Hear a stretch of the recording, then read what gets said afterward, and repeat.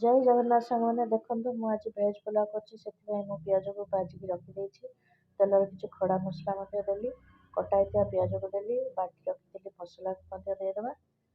किसी हलदी गुंड किसी लंका गुंड आ कि बिरियानी मसला